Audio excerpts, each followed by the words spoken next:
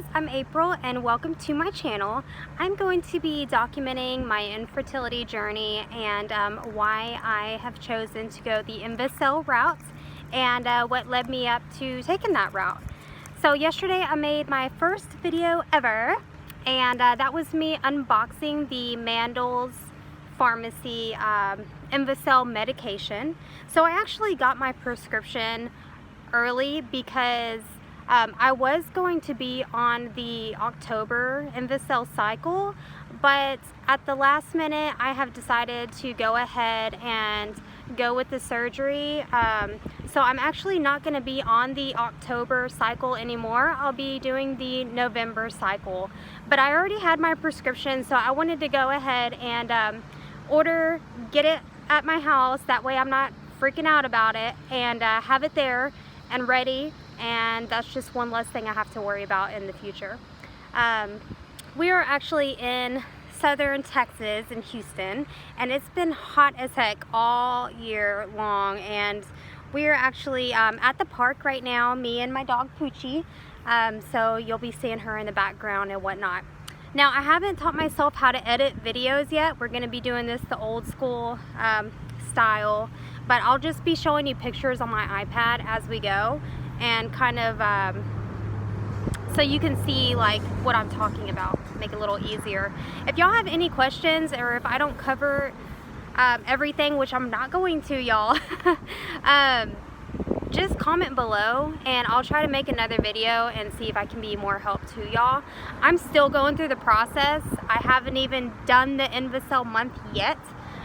So I'm still learning with y'all. I'm learning as I go. But I know for me, like whenever I first started my infertility journey, I YouTubed everything. I YouTubed everybody. I've watched all of the IVF stories. There's a few Invocell stories, and there's a girl actually, and she went to Dr.kristiansen in Houston, and she's from San Antonio. So I really enjoyed watching her journey, and she kind of put the icing on the cake for me and made me want to go that route. But we'll get a little more deeper into that. Let me just start off with, I would say 5 months ago. That's when all this started. So me and my husband, we've been together about 4 years. I'm in my 30s, well, I'm 30, and he is in his mid 40s, okay? So we have not got pregnant, and I always thought maybe it was just him, maybe it's his age, you know, because age does play a factor in some things. And so I was thinking, you know, maybe that's why, maybe it's him. I never once thought it was me. I didn't, because like I'm pretty healthy, I think, and I just never thought anything was wrong like that, you know. So I went to HFI, Houston Fertility Institute, saw a doctor, and I actually saw Dr. Witz. He's very high talked about over here in Houston. He is the talk of the town. A lot of people recommended him to me, and he's nice. I think he has more like of a dad sense of humor, you know what I mean? I don't know, I'm more of a mommy's girl, mama type. So I want someone to be sweet to me. I don't know, that's just how I am. But anyways, come here, Poochie. I'm sorry, y'all, my dog is back there. But so yeah, he was nice. The office is nice and everything. He's actually the one doing my tying of my tube surgery. But so I went with him, and I started doing blood testing. Got my husband in there for a sperm analysis, and I've done a follicle check, baseline ultrasound, got everything checked out. Everything looked good from that standpoint. Now, he wanted me to do an HSG. That's where they put the saline through your fallopian tubes, and they tell you whether or not there is flow through your tubes. Basically, if your tubes are blocked or not. Okay, at the specialist at the Fertility Institute, they wanted to charge me like $1,000 bucks. I am paying completely out of pocket for everything. Nothing is going on credit cards, y'all. This is all like money I've either had saved or I have came up with. So I wasn't really looking forward to spending $1,000 just to see if my tubes were open or not, because I didn't think my tubes had anything wrong with them. So I was just like, no. So I was going to go through with the IUI, and that's where they get my husband's sperm and they put it up my tubes, and then it would meet with the egg inside of your body. And the success rate is very low for that, but I still wanted to try because I felt like me and my husband, we didn't really have it. Hey guys, back at home. Phone died. But anyways, so I was at HFI, Houston Fertility Institute, and the doctor wanted me to get an HSG. So, because I'm a self-paying customer, I did let the office know, you know, the price was a little bit steep for me, and was there anything that we could do that was a little cheaper? There was. They could actually, and they did, refer me to an imaging center here in Houston. That is where I was trying to schedule my appointment, but these are COVID times. We are in the COVID-19 times, and they were not performing the HSG at the time. So there's that. So I was kind of opting out of the HSG, and I was just gonna go full force with the IUI, okay? Well, the day that I was actually, this is probably a month later, I was actually on the phone with the lady at HFI scheduling my IUI procedure date. And the imaging center beeped in, and they're like, hey, Miss April, we are doing the HSG, so we're going to schedule you. I paid $250, guys, so I ended up saving quite a bit by going with them. When I got there and I went through with it, people say it's very painful. For me, it was not. I had some mild cramping, and it's basically just like a pap smear. So here is the day that I went. This is what the room looked like. That's me with the little screen. And here is, okay, sorry, I'm clearly gonna have to clear up some space. So while I was at my HSG, I found out that I have blocked fallopian tubes, okay? This means that my husband's sperm cannot travel through my tubes to meet my egg. This is why we were not getting pregnant. So, the type of blockage I have is called Hydrosalpinx, and that is basically when there's fluid in your tubes and it's stuck there. It can't go out the other way, okay? The reason why this is so crazy is because since the fluid can't go out the other way, it can go back into your uterus, all right? So if I do my Invocell and the fluid goes back into my uterus, it could cause me to have a miscarriage, not get pregnant. It could totally mess with the embryo.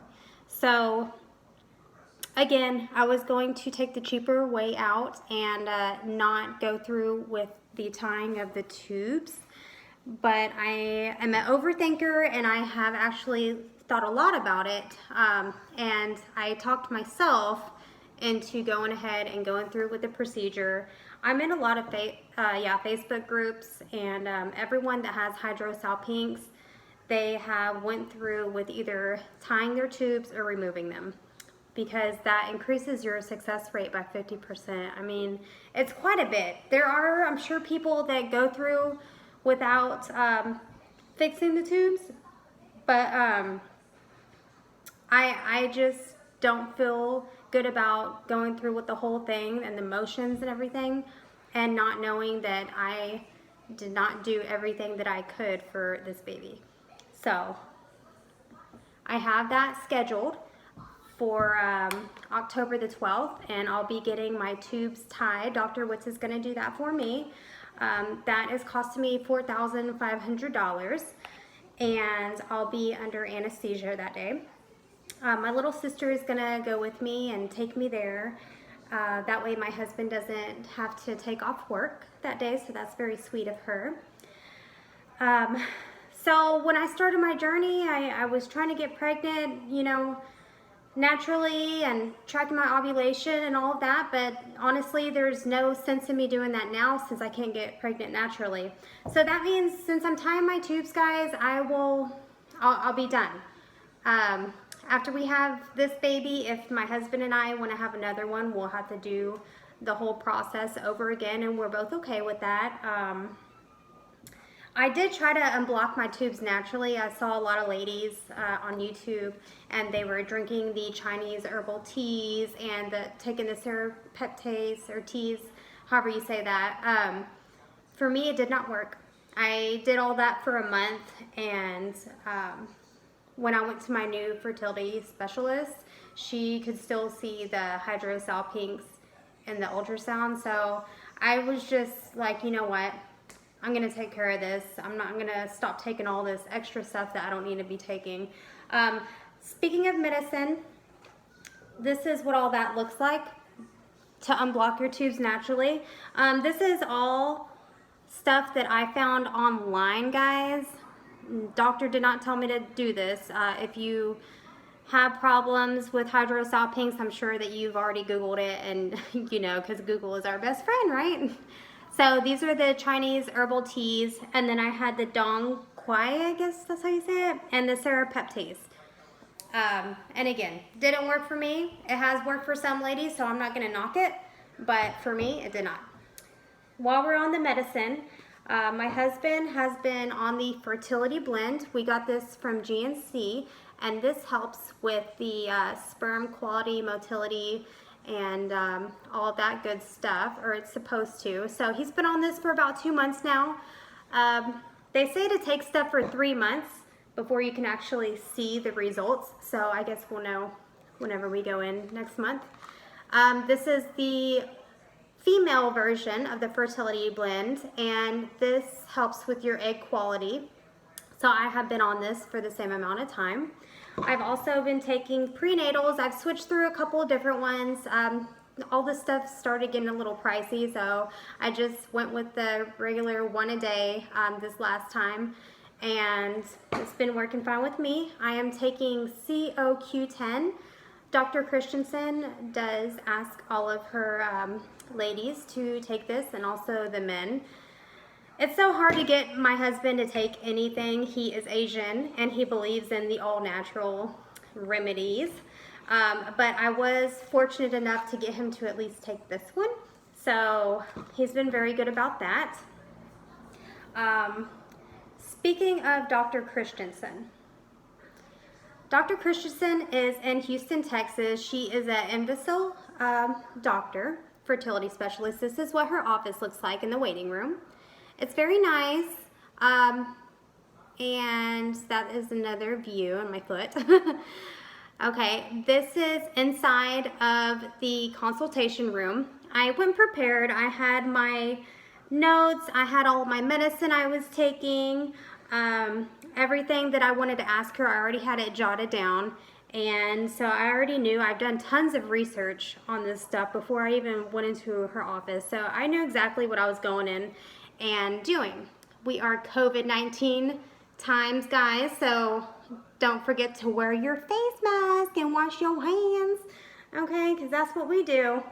Oh gosh, I'll be ready when all this stuff is over with, you know, get back to a little bit of normalcy. So this is basically what the Invocell is. They get the egg and the sperm, and they put it inside of the device. They put the device inside of your hoo-ha, okay? Now, Dr. Kristiansen does ICSI, and that's where they actually inject the sperm inside of the egg before they put it inside of the device. So that'll be done for us. But then they take the device out of you 5 days later, and they put the best looking egg. Since I'm under 38 years old, Dr. Kristiansen will only transfer 1 egg, which honestly I don't like. I wanted to transfer 2 just in case, you know, because you hear a lot of ladies, some ladies you know, do have twins, but some ladies, one doesn't work out and she still has the other one to back her up. So I kind of wanted to do that, and I'm a little disappointed that I wasn't able to. But guys, Dr. Kristiansen is so sweet. She's very nice. She has that motherly calming to her voice like I like. And her whole office staff is just completely amazing. Dr. Kristiansen has personally called me whenever I had emailed one of the ladies with a question, personally called me and answered my question right then and there on the phone. At a lot of places, like the bigger places, you have to pay the doctor like $100 to even look your way. So I feel like this is really good for me. I feel like she has more one-on-one time with her ladies there, and I just really like that about that office. I don't feel like just a number there. And whenever I talk to the ladies at the front, they always know exactly what's going on with me. They follow up. They follow up really good, y'all. There was a whole weekend. Let me just go into this. I did my Sono follow check. Okay, this is what their office looks like. Basically, just like a pap smear, an office where you get a pap smear, right? And that's basically what it feels like. The Sono, where they check your uterus. Let me see.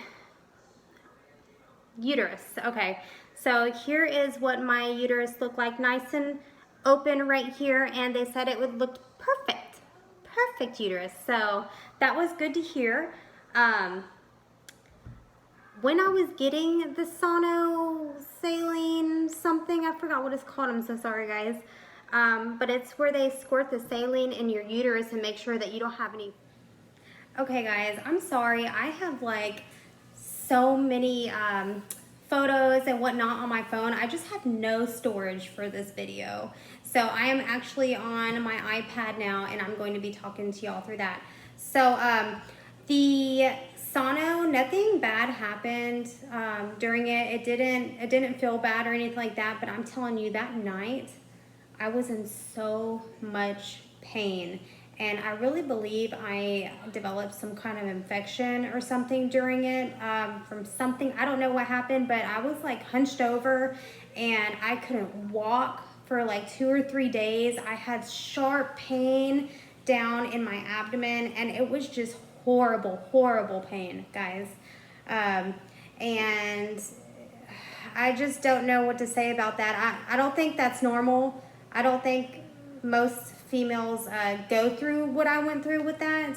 Like I said, think it was a infection of some sort. So they did later on call me a couple of days later and tell me that I had some kind of bacteria. So they went ahead and put me on some antibiotics and I guess cleared that up. So that could have been that. I'm not really sure. But whenever that happened, my husband brought me home this little teddy bear and some chocolate and a movie that night when I was just feeling like crap. So I thought that was really sweet of him, y'all, and I am so thankful for him, so thankful for my husband. He's the sweetest. He's been the best through all of this. He's already done 2 samples, and really, before he did that first one, I was like, oh my God, am I going to be able to get him in there to do this? You know, because this is like not up his alley at all. Going and having to whack it off in the room and do a cup and stuff. Like, he's very, you know, not like that. So, he has taken it like a champ.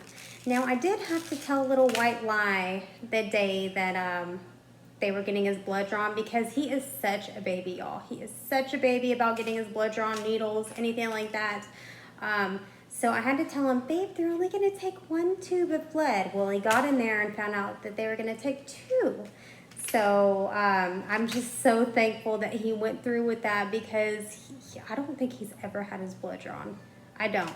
I think he's had like the mandatory shots where you go to school, but other than that, I think he stays away from that area if he can, you know what I mean? But he did it, and I'm so proud of him. I really am. So yeah, he's been really great. Houston Fertility Center, they give you a folder like this. It has all of Dr. Kristiansen's stuff here. Now, I'm not going to give her a full-on review yet because I still have the month of the Invocell to go with her, but so far she has been just so good to me and so sweet and understanding and all of that. Here is her card. So that's what she looks like. I already told her that I'm going to be making a video, and she was totally cool with it. She was just like, yeah, you know, you just can't video during the egg retrieval because there's no cameras in there. And I'm like, so maybe I can get the room before they start, you know what I mean? So they just give you all this paperwork. I'm not going to go through all of it with y'all right now. But yeah, I'm just trying to see if there's anything else I need to let y'all know before. So this is what the Invocell device looks like. Yeah, it's like a little, I'm gonna ask to keep it after. I've heard of ladies doing that, asking to keep it. So I'm gonna ask to keep it. I like to keep stuff and memory boxes and all of that, whatnot. So the testing cycle that you have to go through for Dr. Kristiansen office, this is only for her office. I don't know about any other, but the testing cycles, they have a thing. You pay $1,850, and that covers you and your husband or significant other's testing, which is blood work, which is pretty pricey. Husband's sperm analysis, the ladies' blood work, ultrasound, the sonohysterogram, which is the sono thing that I told y'all about where I was like in pain. Yeah, that's that one. And also a consultation, another consultation, which I haven't done again yet. I don't really think there's anything for me to talk about with her, but I may just do it because I already paid the $1,850 and it's included, so might as well. And then also the actual, so that's $1,850 for the testing phase, okay? Everyone has to go through this before she considers you for Invocell because she has to make sure that you are a right candidate. And guys, we need her to be honest with us, right? If we're not a right candidate, we want her to let us know. If we are a right candidate, let us know. Let's do this. And for me, my only problem was my tubes. And since I'm getting that fixed, I mean, I'm good to go. So I'm very excited. It just seems like this process is dragging, you know, because I started this 5 months ago. And I think the COVID has some delaying, you know, involved in that and all and everything. But yeah, I have like 3 weeks until my surgery to get my tubes tied, which was a very hard decision for me because I'm trying to get pregnant. I don't have a family yet. My husband and I, we don't have kids. So me tying my tubes just felt like I was going totally, you know, against what I was trying to do. And this too, if you go to fertility specialists, they are going to put you on birth control. Okay, you're gonna be put on it. And when I first heard that, when I first started going to fertility specialists, I was like, I am not getting on birth control. Do y'all people not know I'm trying to get pregnant? Like, I'm trying to get pregnant. I'm not taking birth control. What if that month, you know, what if me and my husband would have naturally had a baby and I'm on birth control? So, you know, that's what I was thinking. And I'm sure that we all have that thought whenever they first tell us, like, are you crazy? I'm trying to get pregnant. That's why I'm here.